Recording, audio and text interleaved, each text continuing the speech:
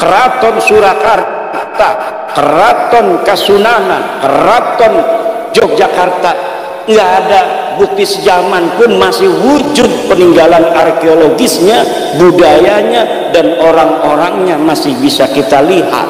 Apalagi semua apa yang ada di Keraton Jogja, Kasunanan, Pakualaman, Surakarta, Hadiningrat, semuanya dicatat semua. Nasab yang mau masuk nyangkok ke Yogyakarta ndak bisa karena ada kekancingannya. Begitu juga ada Balawi mau masuk menjadi cucu daripada Hamengkubuwono II, ndak bisa. Ada yang ngaku Balawi cucunya Hamengkubuwono, katanya punya istri anaknya Hamengkubuwono, punya mertua Hamengkubuwono, dan lain sebagainya. Kemudian kuburannya, kuburan panglima perang daripada Yogyakarta, dirubah namanya jadi Balawi. Kanjeng Raden Tumenggung Sumodiningrat adanya di Bantul Pleret. Dia pahlawan karena dia perang dengan Inggris, lalu Inggris kalah, tetapi beliau meninggal dunia di masjid, dipenggal lehernya sebagai seorang kesatria tahun 1811. Namun hari ini orang Jawa asli itu makamnya jadi bin Yahya. Bu, kira-kira dolim gak tuh orang yang ganti-ganti tuh? Bu, dolim gak? Jawab, jahat apa tidak? Jahat apa tidak? Kalau jahat, kenapa nggak didiamkan? Dulu nggak ada yang berani, bahkan yang bangun aja itu Pemkot, pemerintah kota Semarang yang ikut membiayai. Bahkan yang sekarang pengurus PWI banyak yang dulunya ikut-ikut bikin makam-makam palsu. Mana tuh kemarin tuh? Kiai saya Kibin Tobat ya. Dulu saya yang nancepin itu salah satu makam nisannya, saya yang nancepin. Duraka kalau enggak masuk PWI itu. Kalau masuk PWI, duraka-duraka masa lalunya itu diobati oleh pahala-pahala memperjuangkan untuk saudaranya terbebas dari penjajahan spiritual dan perbudakan. Bu, orang ngaku nabi zaman dulu banyak, pemalsu nabi. Musailamah al-Kadzab ngaku nabi palsu, pengaku cucu palsu sampai 200 tahun itu di Mesir. Ada orang namanya Maimun al-Qaddah, dia ngaku cucu nabi, kemudian diberantas setelah 200 tahun. Dia jadi aku sebagai cucu nabi itu karena orang jadi segan, yang nggak benar keluarga besar dia dan keturunannya. Ada yang minuman, ada yang memperkosa, ada yang sodomi. Kemudian Allah utus di zaman itu seorang yang bernama Salahuddin Al-Ayyubi. Hari ini di Indonesia setelah datang kaum Ba'alwi mengaku sebagai cucu Nabi tahun 1850-an sampai 1943, banyak orang percaya, terutama orang NU, Muhammadiyah tidak percaya, Al-Irsyad tidak percaya, Persis tidak percaya, Syarikat Islam tidak percaya, NU percaya. Kenapa NU percaya? Karena di NU memang zaman dulunya kiai-kiainya turunan Nabi semua, turunan wali turunan Nabi. Jadi ketika ada orang ngaku dianggap saudaranya, oh berarti saudara saya ini. Kemudian ternyata lama-lama ngalahin. Lama-lama kiai yang pinter-pinter, kemudian dia yang goblok, kagak bisa baca Fathul Qorib, kagak bisa nasrid, nggak ada yang hafal Quran, nggak ada yang enak ngajinya kalau jadi imam. Kemudian dia merasa lebih mulia daripada kiai-kiai kampung.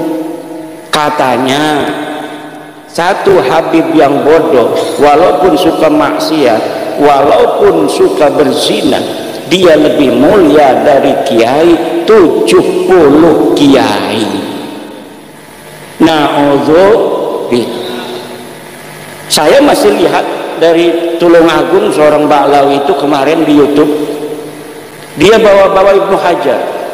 Kata dia, itu pendapat pribadi Ibnu Hajar, bahwa Ibnu Hajar mengatakan satu Ba'lawi yang bodoh itu lebih baik daripada 70 ulama.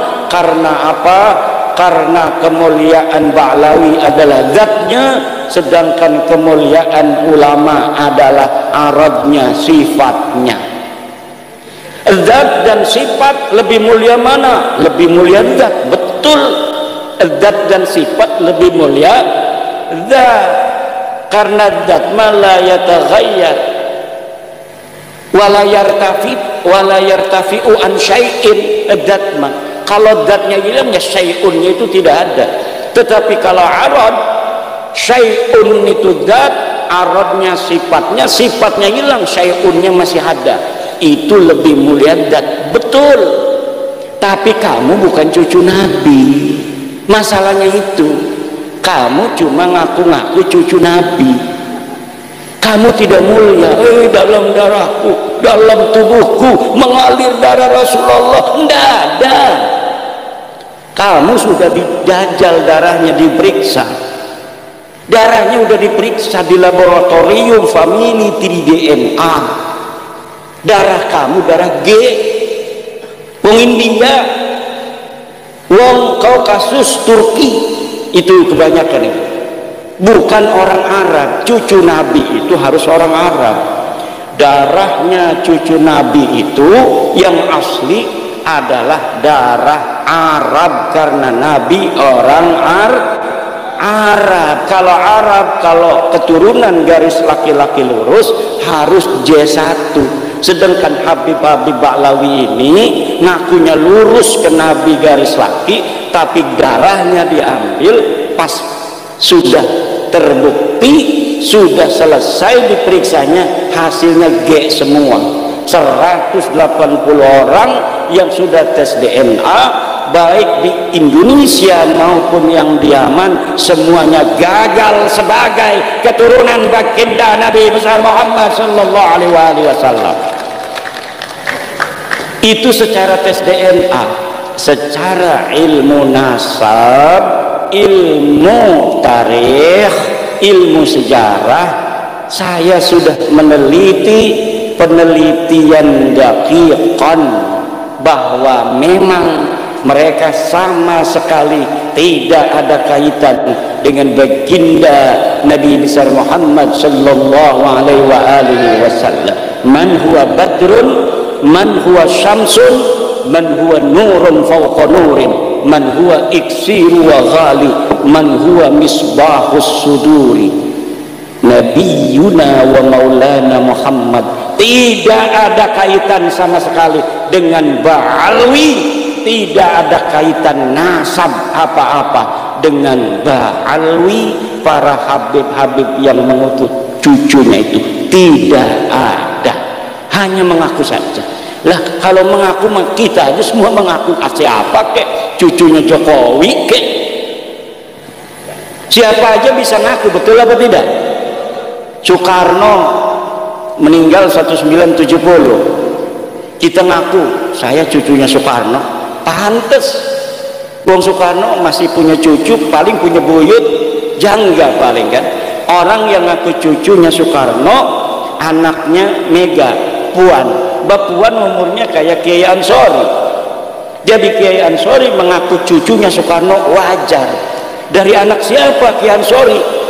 Dari ibu yang tidak diketahui. Ya, Itu bapak-bapak, ibu-ibu, kenapa dulu katanya kan banyak yang ngomong kiai-kiai kibin tuh, yang kiai-kiai kibin. Kiai mah dulu saya Hasyim Asy'ari meneng-meneng baik. Kiai Hasyim Asy'ari enggak ngomong balawi batal. Kalau pengakuan itu la yata'allaku bimanfaatin, itu enggak ada masalah, enggak ada soal. Karena dulu mungkin Ba'alwi yang ditemui Mbah Hasyim itu masih malu-malu, nggak ada yang dawir-dawir minta-minta duit, minta-minta kambing. Kalau lagi haulan dia pengen dikirim kambing 1 truk, betul apa tidak? Tadi tuh saya sebelum datang ke sini ada mantan kibin ngomong, kalau biasanya kalau haulan itu di sana itu bawanya dari sini 1 truk kambing, dapat nyari-nyari katanya. Panitianya dia dibawa ke sana tuh. Itu mantan kibin tuh. Kadang-kadang untuk masjid sendiri susah, betul? Kadang-kadang kiai kita yang sejak kita dalam kandungan sudah mendoakan kita, ketika kita 4 bulan kita panggil kiai, doain kiai, betul apa tidak? Di sini ada nggak 4 bulanan? 4 bulanan hamil istri kita panggil kiai, suruh ngedoain anak kita yang ada dalam perut. Kemudian ketika 7 bulan kita manggil kiai lagi, suruh ngedoa lagi, diamplopin paling 5.000 10.000. Kemudian ketika lahir manggil lagi kiai lagi, namanya nyuguh tamu, doa lagi. Nanti dapat 7 hari manggil lagi, suruh nyukur rambut, doa lagi kiai itu. Kemudian sunatan, manggil kiai lagi. Pas besar dia dikasih rizki sama Allah, duitnya miliaran, ngasih alfatnya ke Habib. Kibin otaknya ngendi sih aku Kibin otak taruh di mana? Terus yang ngajarin kita sholat, yang ngajarin kita wudhu, kiai kampung di musola-musola kecil, di masjid-masjid. Kadang dia yang ngajar, kadang dia yang bawa kue, dia yang bikin kopi kiainya tuh. Tapi masya Allah, sesudah kenal lama Habib, dia lupain guru, orang-orang yang telah berjasa dalam hidupnya sejak dalam kandungan. Kadang-kadang dia yang ngomong, ini malam ini ada hallnya Habib, pengajian libur, nggak boleh kalau ada Habib lagi di hall ada pengajian, itu namanya matane picak. Betul apa tidak? Ada nggak orang ngomong begitu? Pangkat dia itu apa ngomong begitu? Pangkat dia apa kiai? Bukan. Bisa ngaji Fathul Qarib? Enggak. Suruh nasrif fa'ala fa'alu fa'alat fa'alna, enggak bakal bisa. Suruh ngelal qala aslu qawala ala wazli fa'ala, enggak bakal mampu. Suruh menghafal al-qawaid al-fiqhiyah, enggak bakal bisa. Lalu pangkatnya apa? Itu orang dia mau di hall buyutnya dia, kita mau ngaji, tidak boleh pengajian, bahkan jamaahnya suruh hadir ke sana, katanya barokah. Barokah naon ngaji teu apa teu? Barokah apa dapatnya di sananya? Dikasih perukunan sholat? Enggak. Kadang-kadang enggak sholat. Betul apa tidak? Kadang-kadang kumpul sholat maka agak, jangan betul-betul tuh dekat keraton masih ada.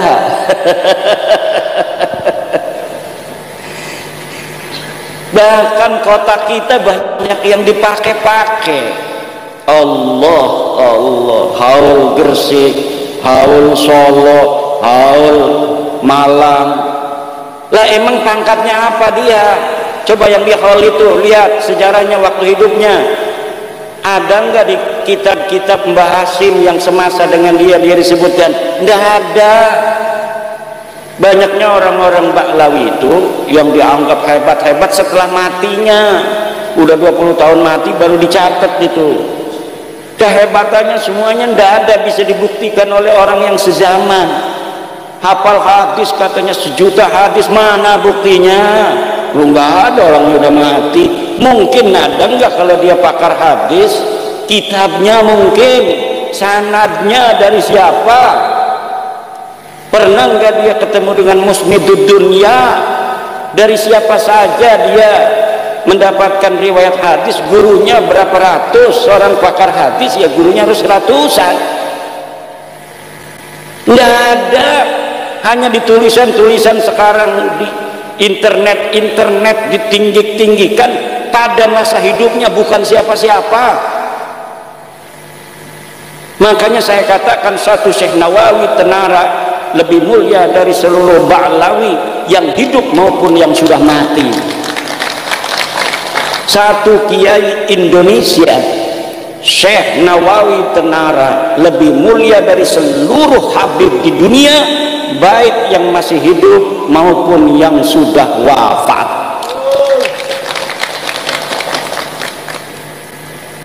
Dengan Syekh Mahfud Turmusi pun saya berani katakan bahwa Syekh Mahfud Turmusi lebih utama dan lebih mulia di sisi Allah dari Ba'lawi, seluruh Ba'lawi yang ada di dunia, baik yang hidup maupun yang meninggal dunia.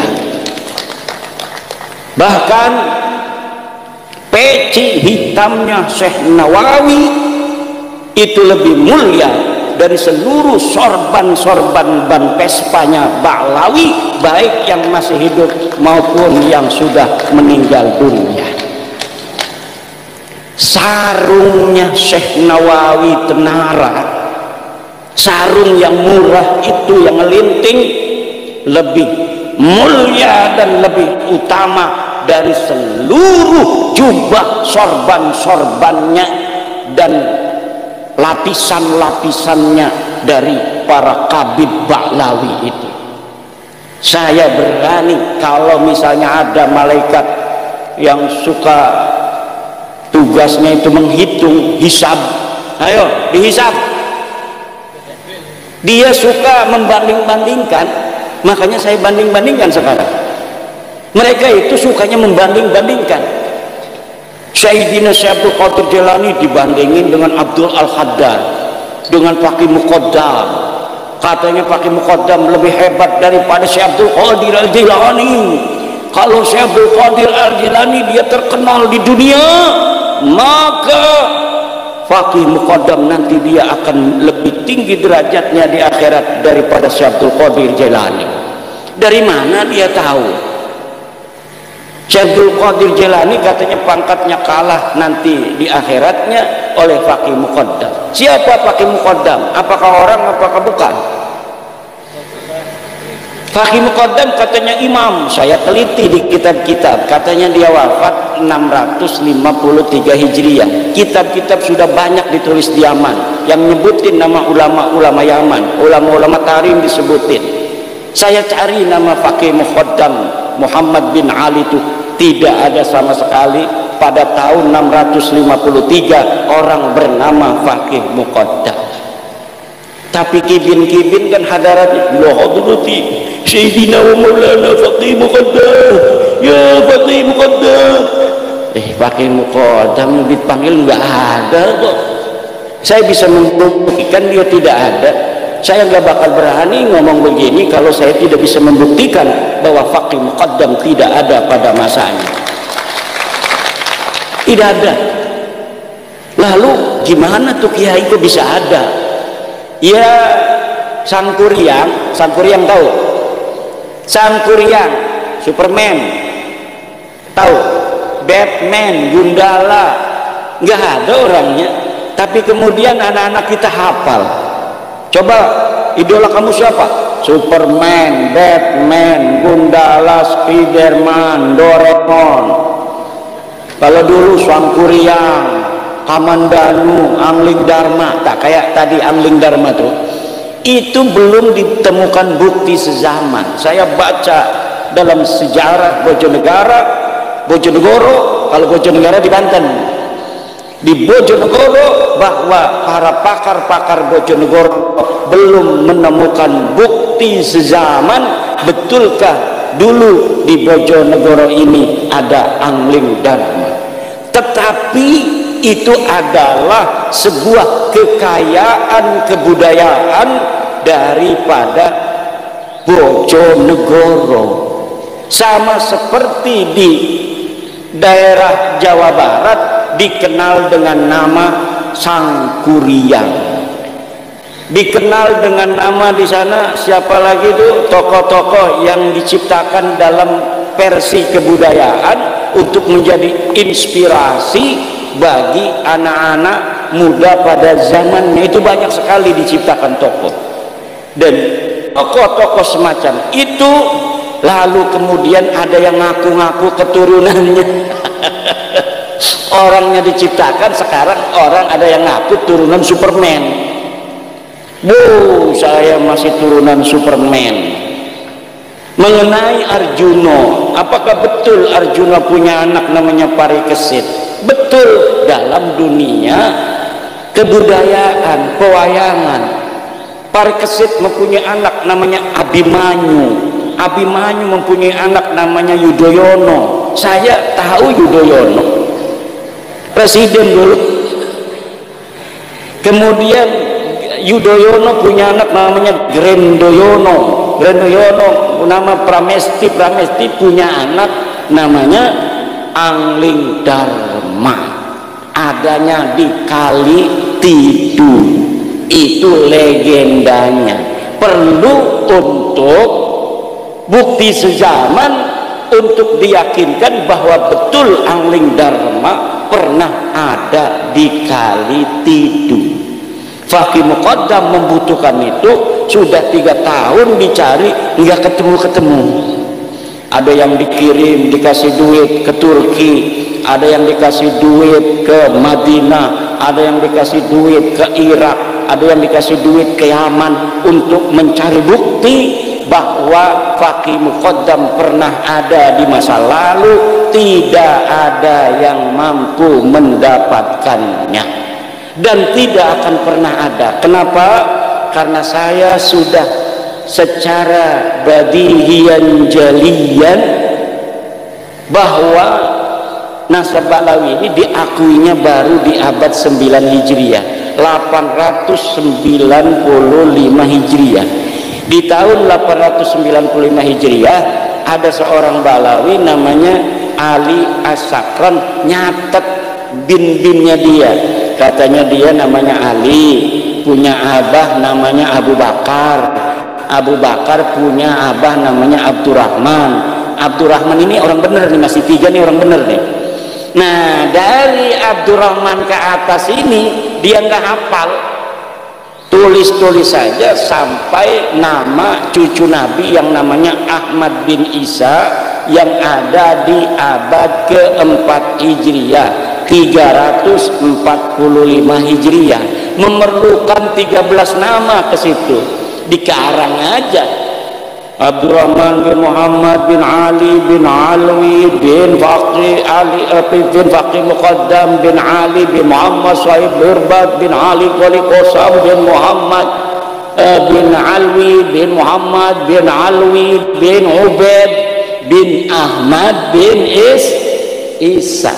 Ya, saya cari kalau Ahmad bin Isa ini benar cucu Nabi. Ada di dalam kitab Tahdhibul Ansar, ada di dalam kitab Al-Mazdi Ahmad bin Isa, ada di dalam kitab Muntaqilatut Talibiyah, ada dalam kitab Asy-Syajarah Al-Mubarakah karangan Imam Fakhrur Razi, ada dalam kitab Al-Asili karangan Al-Marwazi, karangan At-Taqtaqi, ada dalam kitab Al-Fahri Al-Marwazi, ada dalam As-Sabatul Musal, ada di dalam kitab Umdatul Talib di abad ke-9 awal. Ahmad bin Isa sahih sebagai cucu Nabi, anak-anaknya 3. Ditulis dalam kitab-kitab itu mulai abad ke-5 Hijriah, ditulis anaknya itu 1 Muhammad, 2 Ali, 3 Husain. Tidak ada anak bernama Ubaid. leluhurnya Habib ini namanya katanya Ubaid, katanya anak Ahmad bin Isa cucu Nabi. Dilihat di dalam kitab-kitab masa lalu yang hari ini masih ada dicetak, karena kitab masa lalu itu punya Imam Syafi'i itu tahun 150 Hijriah Imam Syafi'i lahir, beliau wafat 205 Hijriah, kitabnya masih ada sampai hari ini. Begitu pula kitab-kitab nasab, banyak kitab nasab itu yang saya ambil hanya beberapa, paling 30 yang saya sebut di dalam kitab. Kenapa? Karena itu yang menyebut Ahmad bin Isa, yang lain itu keluarga lain, jadi nggak perlu untuk saya sebutkan. Kalau disebutin semua 200 kitab nasab dan sejarah bapak-bapak dan ibu-ibu, yang semuanya memperkuat dan membatalkan nasab Habib sebagai keturunan Nabi. Lalu mereka marah-marah sama saya, nggak mau menerima, ini fitnah, hasud, iri, dengki, punya kebencian pada turunan Nabi. Kebencian turunan Nabi siapa? Saya turunan Nabi, mana buktinya? Nggak perlu bukti, husnudon aja. Nggak mau husnudon mah, nanti kamu minta uang sama saya. Kalau kita husnudon dimintain duit, tapi kalau sudah kelihatan dia pakai kaos PWI nggak berani. Jadi orang-orang yang paling merdeka sekarang di Indonesia ini orang yang pakai kaos PWI, nggak bakal gitu. Misalnya nih perempuan-perempuan se-Indonesia bikin jilbab yang ada lambang PWI, lambang Gunung Jawa itu, insya Allah selamat daripada kezaliman Bahlawi. Atau di depannya kan biasa kayak OSIS itu kan, sekarang gambarnya PWI, wah selamat. Mau kan sekarang tuh di Jepara ada kayak apa ya, kayak mania 31 anak perempuan diperkosa sama Syafiq Al-Habsyi. Habib 31 anak perempuan diperkosa baru tahun 2025 ini, masih beberapa hari yang lalu. Tapi sudah saya masukkan dalam kitab saya, dan kitab saya sudah dicetak kitab baru, judulnya Minhajun Nasabin fi Ibtali Nasabi Ba'lawi Al-Multasik Lil Alawiyyin. Itu bisa di-download juga, gratis download kitab saya itu. Kalau orang ngarang kitab itu nggak mau ditaruh di internet, kenapa? Nggak dapat untung. Kalau saya setiap ngarang kitab, terutama kitab nasab ini, hari itu saya tabyid, hari itu saya share gratis. Begitu. Untuk apa? Karena tujuan saya ngarang bukan cari duit. Alhamdulillah Allah sudah kasih saya rizki, tapi untuk memberi pencerahan kepada saudara-saudara saya. Kenapa? Karena saya mantan kibin juga. Kibin semua ini, banyaknya kibin semua. Pengurus PWI ini banyaknya kibin-kibin. Pekalongan, tanya kenal saya enggak? Saya dulu kalau ngobrol di rumahnya itu ya di atas, yang ada nengnong nengnong nengnong nengnong, originnya itu. Sekarang alhamdulillah bebas merdeka. Orang yang merdeka, dirinya diberi kekuatan oleh Allah, tidak mudah ditipu, tidak mudah diperdaya. Orang itu kalau sudah dia itu husnudon pada maling, udah tampangnya kayak maling ini, lah husnudon gak boleh kita suudon pada orang. Insya Allah laptop, HP di meja habis semua itu. Saya punya teman kiai, orangnya husnudon aja itu sama Balawi. Nggak, udah sampai nggak wawu sama saya. Tahu nggak wawu? Ini sekarang ini nggak wawu sama saya gara-gara saya batalin nasab Balawi nih, karena dia masih jadi kibin. Kemudian dia cerita, namanya sama temen, kalau ada musibah cerita, ya katanya, ada tuh yang biasa datang tuh sama kita, biasanya ke dia datang, ke saya datang gitu. Terus itu saya ngobrol kan di meja, ada HP, ada laptop. Terus ya biasa kan dia kalau mau apa namanya pergi diamplopin, saya ambil uang diamplopin. Pas saya kembali, HP dan laptop saya nggak ada. Terus saya nanya sama dia, Bib, katanya ini laptop sama HP saya mana? Oh nggak ada, dari tadi nggak ada itu namanya laptop dan namanya PHP. Ada Bib, tadi di sini nggak ada. Kamu salah katanya. Dia penasaran karena rumahnya pakai CCTV, kiai banyak duit dia. Ada CCTV-nya, dia lihat di kamar, CCTV-nya, bener itu dimasukin ke tasnya, HP-nya, laptopnya dimasukin ke, dan dia tidak punya malu. Na'udzubillah. Tapi kalau sudah pakai kaos PWILS, selamat sentosa, karena kita bisa masuk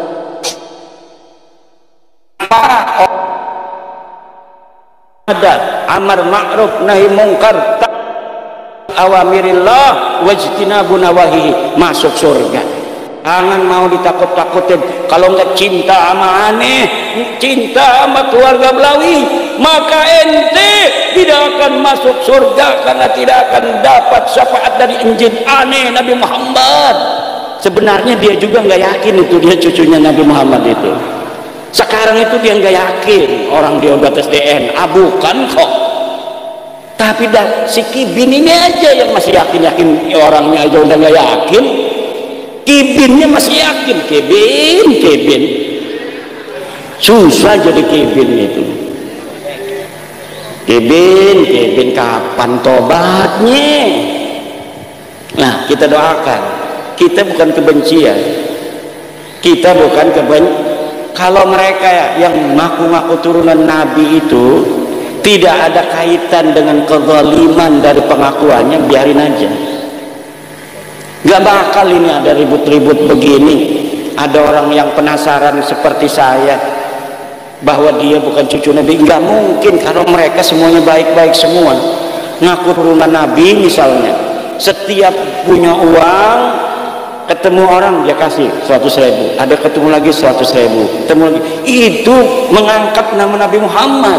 Ya Allah, dasar cucunya Nabi, ketemu orang ngasih uang sepasar, uang dibagi semua sama dia. Masya Allah, Nabi Muhammad terima kasih, kau telah membawa cerah keimanan kepada kami. Engkau juga menurunkan keturunan-keturunan yang mulia, yang bagi-bagi duit terus pada kami. Begitu, walaupun palsu dia. Betul apa tidak? Mengangkat harkat martabat Nabi Muhammad SAW lebih tinggi lagi. Tapi kalau model-modelnya ngaku cucu Nabi, nggak pernah sholat, katanya putra putri Fatimah nggak sholat juga, dijamin masuk surga. Kan malu-maluin Nabi Muhammad. Ngaku cucu Nabi, ada apem punya orang diambil aja. Allah, minum-minuman keras, mabok, nyolong motor, dawir, nyolong apa namanya tuh akuarium, ada di Lampung nyolong akuarium, di Banyumas nyolong keramik 200 meter material. Dia bawa mobil losbak ngambilin keramik, bukannya bayar, bilang Habib Bandung, emangnya ini material siapa? Dapat keramiknya bukan dapat beli apa? Enak amat membawa nama Rasulullah untuk hawa nafsunya dia. Ini adalah merendahkan harkat martabat Rasulullah. Wajib bagi kita untuk menjaga kemuliaan Rasulullah dengan membongkar kepalsuan nasab orang-orang yang mengaku sebagai cucu Nabi, kemudian menggunakan pengakuan itu untuk berbuat zalim dan merendahkan harkat martabat Nabi. Setuju bu? Asyhadu anna Ba'lawi Habib lasu min dzurriyyati Rasulillah. Merdeka, udah merdeka, insya Allah. Lebih merdeka lagi kalau ada lambang PWI di rumahnya. Ini lambang Nahdlatul Ulama di atas, karena PWI anaknya Nahdlatul Ulama. Di bawahnya lambang PWI LS. Insya Allah ada Kabib masuk, masya Allah. Langsung nggak mau dia. Nanti kiai-kiai, ada apa Beb? Mau ngakol? Enggak kiai, enggak kiai. Ini saya melihat bahwa kiai ini akan masuk surga. Saya permisi kiai, assalamualaikum. Gitu doang paling juga. Kalau sudah ngelihat ada gambar PWI atau foto saya. Kalau belum punya gambar PWI, foto saya aja dipasang. Jangan fotonya Gus Yahya.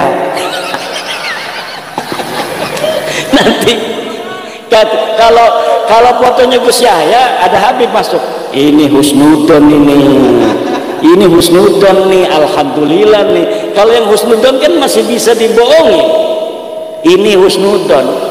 Saya kirimin itu, saya pernah ngomong begini di Lampung, videonya saya potong, saya kirimin ke Gus Yahya, ketawa kali dia di sana.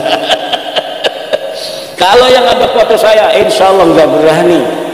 Itu para habaib itu dawir lagi. Tapi kalau ada foto Gus Yahya, wah ini babul husnudon ini, babul husnudon ini.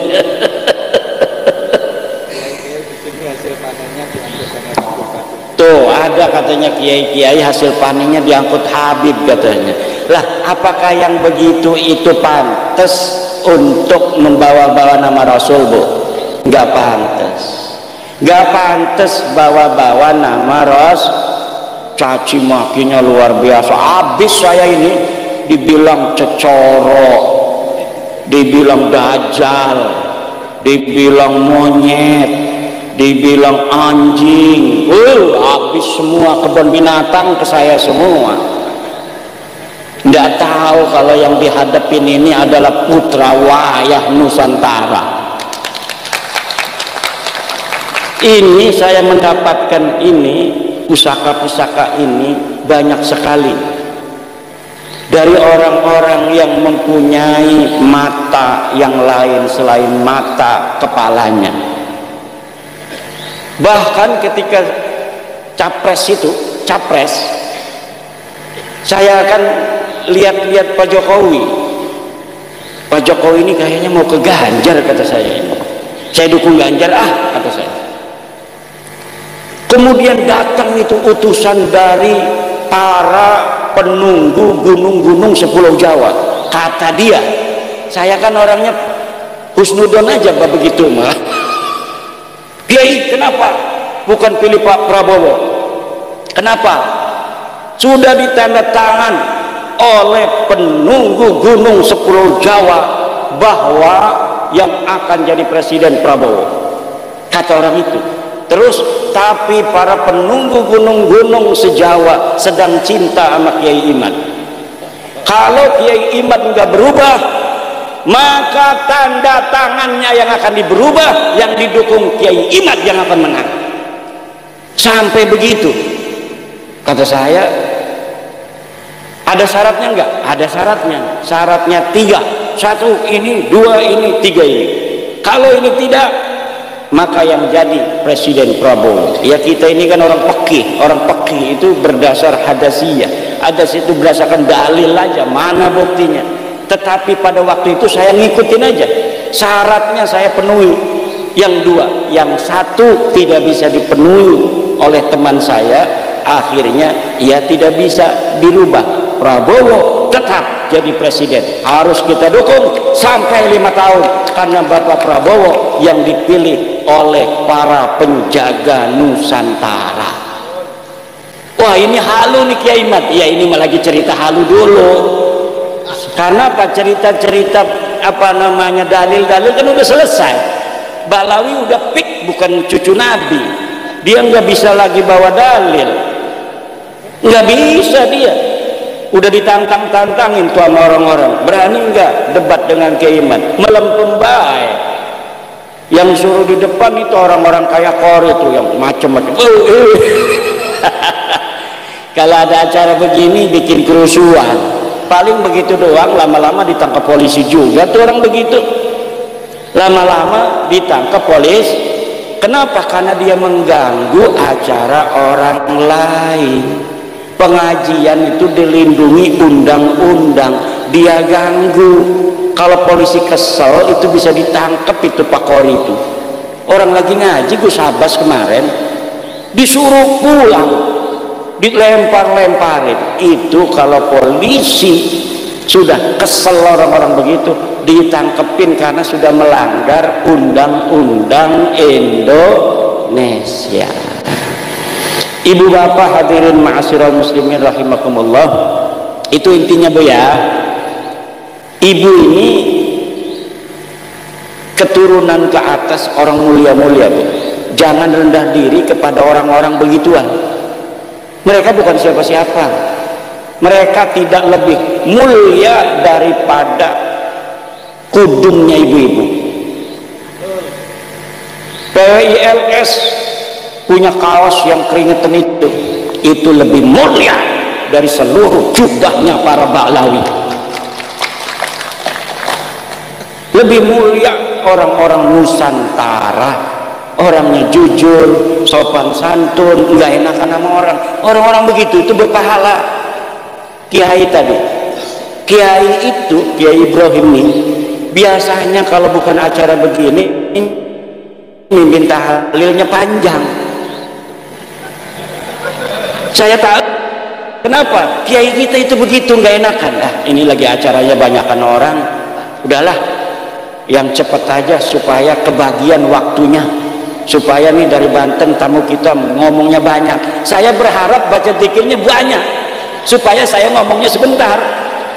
Ternyata ma'rifatullah orangnya itu nggak enakan. Itulah orang Jawa.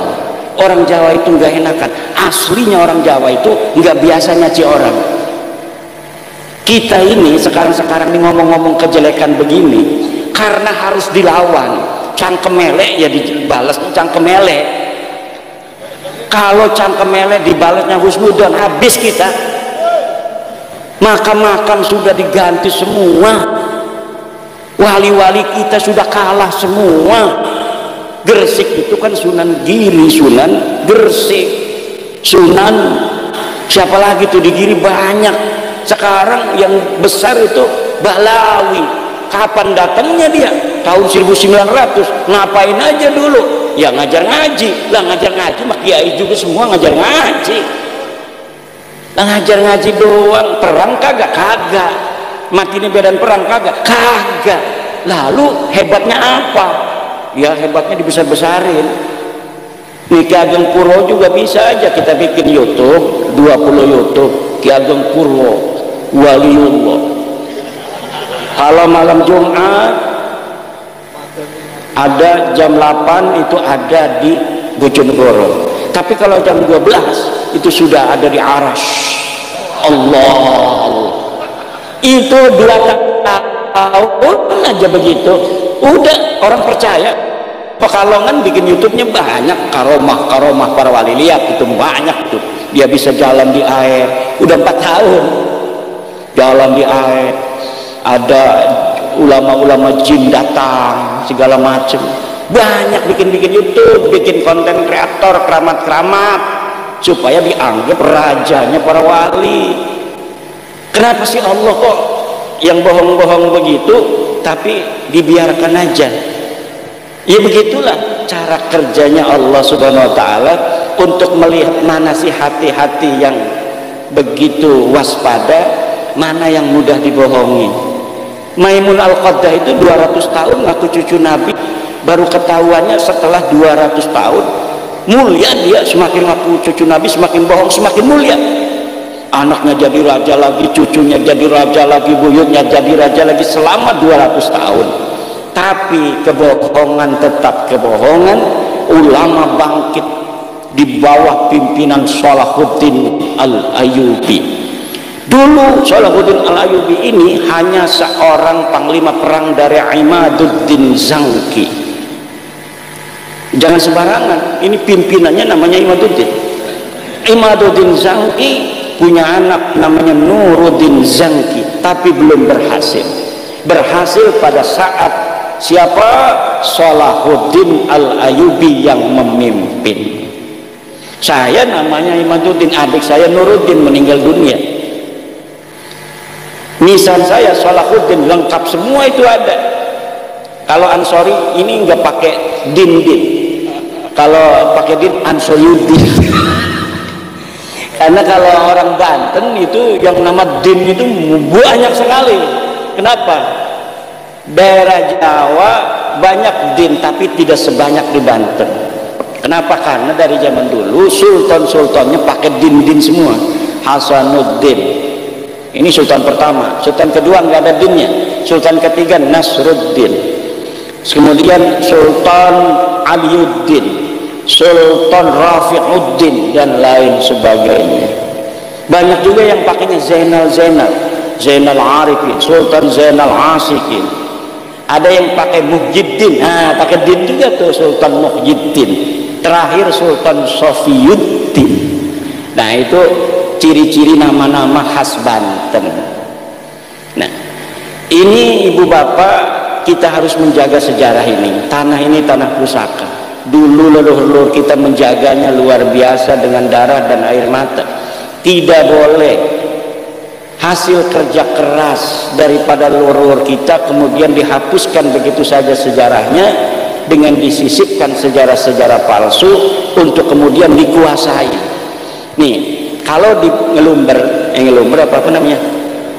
Ngelumber dibangun makam Habib palsu misalnya, Syekh atau Habib Ahmad As-Segaf, wafat 1700, dimerekin penyebar agama Islam di Ngelumber.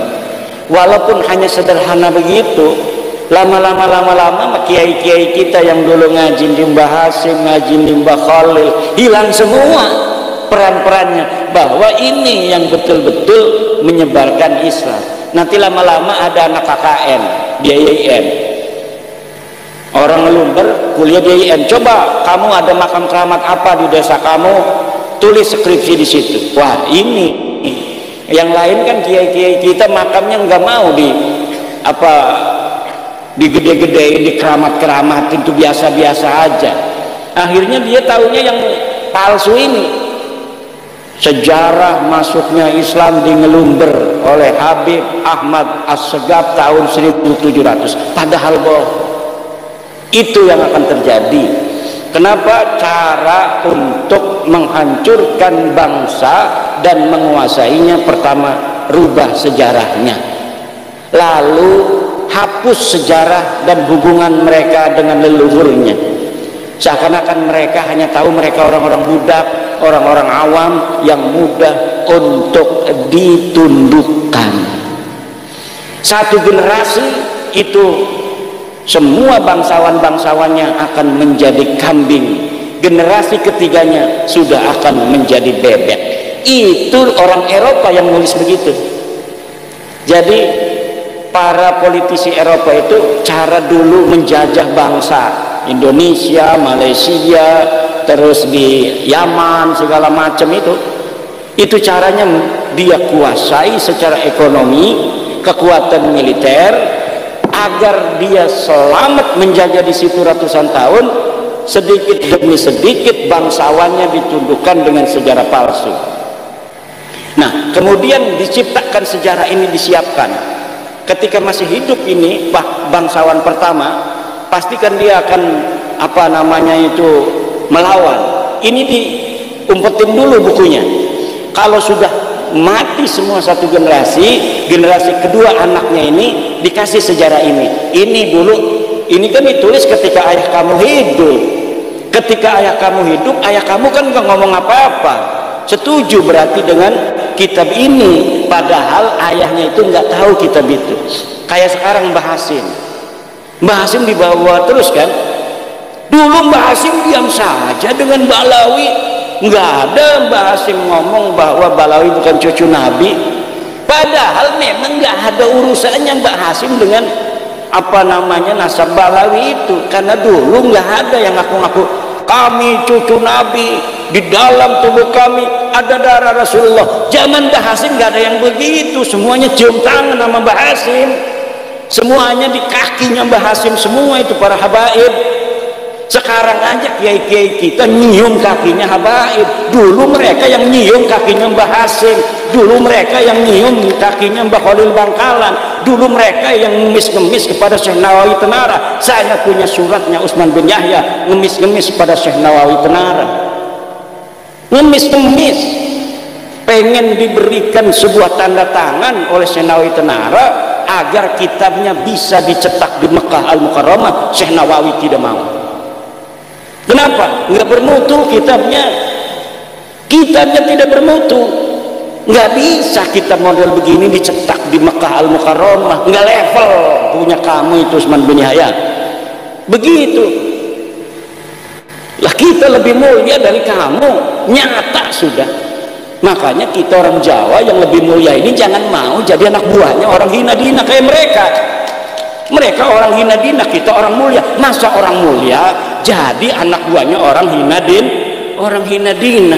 Kita turunan para raja, kita turunan Raden Wijaya, kita turunan Hamengkubuwono, kita turunan sultan, kita turunan sunan-sunan, kita turunan daripada raja-raja Majapahit, Bojonegoro, Tuban, Wilatikta. Nama besar semua. Orang Eropa dulu itu takut sama orang Indonesia. Kok sekarang kita mau tunduk pada orang-orang yang gak jelas asal usulnya? Tidak ada lagi. Sekarang zamannya adalah zaman kebangkitan kiai-kiai Nusantara, kiai-kiai kampung yang harus kita muliakan. Mereka lah yang mengajar kita Al-Quran, mereka yang ngajar kita cara ngaji, mereka yang ngajar kita bagaimana ibadah, mereka yang ngajar kita bagaimana wudhu, mereka lah yang mengajari kita tentang kehidupan. Maka kiai-kiai kampung lah yang harus kita muliakan dan harus kita tinggikan derajatnya. Assalamualaikum warahmatullahi wabarakatuh.